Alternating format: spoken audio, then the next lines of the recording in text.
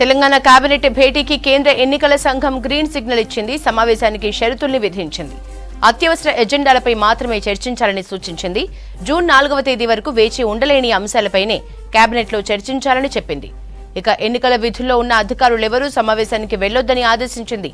కేంద్ర ఎన్నికల సంఘం రుణమాఫీ, ఉమ్మడి రాజధాని అంశాలను ఎన్నికల ప్రక్రియ పూర్తయ్యే వరకు వాయిదా వేయాలని ఆదేశించింది కేంద్ర ఎన్నికల సంఘం. కేబినెట్ కు ఈసీ అనుమతిపై మరింత సమాచారం వెంకట్ అందిస్తారు. వెంకట్, కేబినెట్ భేటీకి ఈసీ ఎట్లాంటి షరతులు విధించింది? అంటే కేంద్ర ఎన్నికల సంఘం నుంచి ఒక కీలకమైన ఆదేశాలు, అదేవిధంగా ఒక కీలక నిర్ణయంగా చెప్పాలి. ఎందుకంటే వరుసగా ఎన్నికలు ఈ రాష్ట్రంలో, తెలంగాణ రాష్ట్రంలో గత నెల రోజుల నుంచి వరుసగా ఎన్నికలు వస్తున్నాయి. పార్లమెంట్ ఎన్నికలు ముగిశాయి. పార్లమెంట్ ఎన్నికలు ముగిసిన మరుక్షణమే వరంగల్, నల్లగొండ, ఖమ్మం పట్టభద్రుల స్థానానికి సంబంధించిన ఉప ఎన్నిక కొనసాగుతుంది. అయితే వరుసగా ఎన్నికల కోడ్ అమల్లో ఉన్నందున ఈ రాష్ట్ర రైతాంగానికి, రాష్ట్ర ప్రజలకి, వివిధ వర్గాలకి అందాల్సిన సంక్షేమం కావచ్చు, ఇతర కొన్ని కీలక అంశాలపై నిర్ణయం తీసుకోవాల్సిన కేబినెట్ సమావేశాలు వాయిదా పడుతూ వస్తున్నాయి. ఈ క్రమంలో నిన్న కేబినెట్ సమావేశం విధిగా నిర్వహించాలని కొన్ని కీలకమైన ఎజెండా, అంటే ఖరీఫ్ పంటల ప్రణాళిక, అదేవిధంగా రుణమాఫీ, తర్వాత జూన్ 2 రాష్ట్రం విభజన జరిగి జూన్ 2న 10 ఏళ్ళు కావస్తున్న నేపథ్యంలో 10 ఏళ్ల సంబరాలు ఏ విధంగా నిర్వహించాలి, అదేవిధంగా ధాన్యం కొనుగోలు అంశాలపై కొంత చర్చించాలి, అదేవిధంగా మేడిగడ్డ, కాళేశ్వరం, ఇలాంటి అనేక కీలక అంశాలున్నాయి. కీలక అంశాలపై కేబినెట్ సమావేశం నిర్వహించాలని అధికారులకి ఒక ఎజెండా, అదేవిధంగా మినిట్స్ కూడా జారీ చేశారు.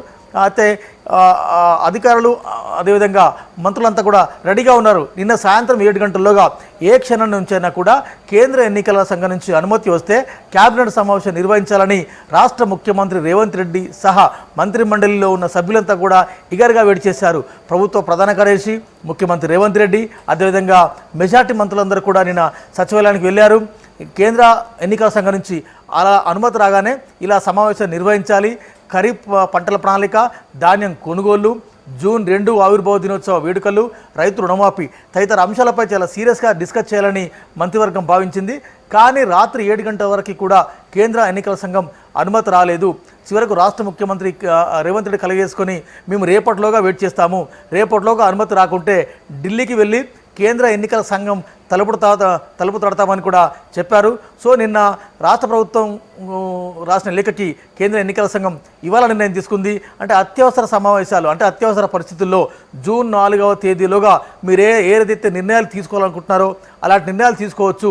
రుణమాఫీ, అదేవిధంగా ఉమ్మడి రాజధాని, హైదరాబాద్ సంబంధించిన ఉమ్మడి రాజధాని, ఈ 2 అంశాలు తప్ప మిగిలిన అత్యవసర అంశాలపై మీరు కేబినెట్ నిర్వహించుకోవచ్చు, కేబినెట్ సమావేశంలో చర్చించుకోవచ్చు అని కూడా కొద్దిసేపటి క్రితం అధికారికంగా అనుమతి వచ్చింది.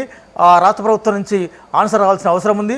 సో మొత్తానికైతే రుణమాఫీ, అదేవిధంగా ఉమ్మడి రాజధాని, ఈ 2 అంశాలు పక్కన పెడితే ఇవాళ ముందస్తుగా వర్షాలు పడుతున్నాయి. రాష్ట్ర రైతాంగానికి విత్తనాలు సరఫరా చేయాలి, ధాన్యం కొనుగోలు అంశం పెండింగ్లో ఉంది. అదేవిధంగా ఈసారి గతంలో ఎన్నడూ లేని విధంగా తెలంగాణ ప్రభుత్వం పత్తి విత్తనాలు, సోయా విత్తనాలు, కొంత ఆరుతడి పంటలకి ఉచితంగా విత్తనాలు అందచేయాలని సంకల్పిస్తుంది. ఈ అంశంపై కూడా కేబినెట్లో కొన్ని నిర్ణయాలు తీసుకోవాల్సి ఉంది. ఈ అంశాలపై చర్చించే అవకాశం ఉంది. అయితే ఈ సాయంత్రం కానీ రేపు కానీ కేబినెట్ సమావేశానికి తేదీ ఖరారు, అదేవిధంగా ఎజెండా ఖరారు చేసే అవకాశం ఉంది. జూన్ 2 అనేది చాలా కీలకమైన అంశం. ఎందుకంటే రాష్ట్ర విభజన జరిగి రాష్ట్రం సిద్ధించి రాష్ట్రానికి 10 ఏళ్ళైంది కాబట్టి 10 ఏళ్ల ఉత్సవాలను ఏ విధంగా తెలంగాణ ప్రభుత్వం జరపాలన్నది ఒక నిర్ణయం అయితే, 10 ఏళ్ల తెలంగాణ రాష్ట్రంలో ఉమ్మడి ఆస్తుల విషయంలో అక్కడ ఇక్కడ కొన్ని పెండింగ్ అంశాలు ఉన్నాయి. ఆ అంశాలను కూడా కేబినెట్ డిస్కస్ చేసే అవకాశం ఉంది. మోరోవర్గా ధాన్యం కొనుగోలు, అదేవిధంగా ఈ ఖరీఫ్ పంటల ప్రణాళిక మీద రాష్ట్ర కేబినెట్ సుదీర్ఘంగా చర్చించే అవకాశం ఉంది. అనేక అంశాలు ఇవాళ కాళేశ్వరం కావచ్చు, మేడిగడ్డ కావచ్చు, అనేకంటే ఈ రాష్ట్రానికి కావాల్సిన కొన్ని అత్యవసర అంశాలు, అత్యవసర సంబంధిత అంశాలు అయితే పెండింగ్లు ఉన్నాయి. వాటి మీద కేబినెట్ సమావేశాలు జరిగే అవకాశం ఉంది. యశోద.